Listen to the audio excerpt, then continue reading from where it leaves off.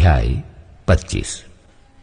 सुलेमान के नीति वचन ये भी हैं, जिन्हें यहूदा के राजा हिजकिय्याह के जनों ने नकल की थी। परमेश्वर की महिमा गुप्त रखने में है, परंतु राजाओं की महिमा गुप्त बात का पता लगाने से होती है। स्वर्ग की ऊंचाई और पृथ्वी की गहराई और राजाओं का मन, इन तीनों का अंत नहीं मिलता। चांदी में से मैल दूर करने पर वो सुनार के लिए काम की हो जाती है। राजा के सामने से दुष्ट को निकाल देने पर उसकी गद्दी धर्म के कारण स्थिर होगी। राजा के सामने अपनी बड़ाई न करना और बड़े लोगों के स्थान में खड़ा न होना, क्योंकि जिस प्रधान का तूने दर्शन किया हो उसके सामने तेरा अपमान न हो, वरन तुझसे ये कहा जाए, आगे बढ़कर विराज। झगड़ा करने में जल्दी न करना, नहीं तो अंत में जब तेरा पड़ोसी तेरा मुंह काला करे तब तू क्या कर सकेगा। अपने पड़ोसी के साथ वाद विवाद एकांत में करना और पराये का भेद न खोलना। ऐसा न हो कि सुनने वाला तेरी भी निंदा करे और तेरी निंदा बनी रहे। जैसे चांदी की टोकरियों में सोने के सेब हों, वैसा ही ठीक समय पर कहा हुआ वचन होता है। जैसे सोने का नथ और कुंदन का जेवर अच्छा लगता है, वैसे ही मानने वाले के कान में बुद्धिमान की डांट भी अच्छी लगती है। जैसे कटनी के समय बर्फ की ठंड से, वैसे ही विश्वास योग्य दूत से भी भेजने वालों का जी ठंडा होता है।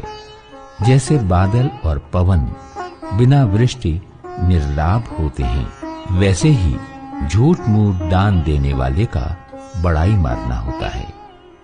धीरज धरने से न्याय मनाया जाता है और कोमल वचन हड्डी को भी तोड़ डालता है। क्या तूने मधु पाया तो जितना तेरे लिए ठीक हो उतना ही खाना, ऐसा ना हो कि अधिक खाकर उसे उगल दे। अपने पड़ोसी के घर में बारंबार जाने से अपने पांव को रोक, ऐसा ना हो कि वो खिन्न होकर घृणा करने लगे। जो किसी के विरुद्ध झूठी साक्षी देता है, वो मानो हथौड़ा और तलवार और पैना तीर है। विपत्ति के समय विश्वासघाती का भरोसा टूटे हुए दांत या उखड़े पांव के समान है। जैसा जाड़े के दिनों में किसी का वस्त्र उतारना या सज्जी पर सिरका डालना होता है, वैसा ही उदास मन वाले के सामने गीत गाना होता है। यदि तेरा बैरी भूखा हो तो उसको रोटी खिलाना, और यदि वो प्यासा हो तो उसे पानी पिलाना, क्योंकि इस रीति तू उसके सिर पर अंगारे डालेगा और यहोवा तुझे इसका फल देगा।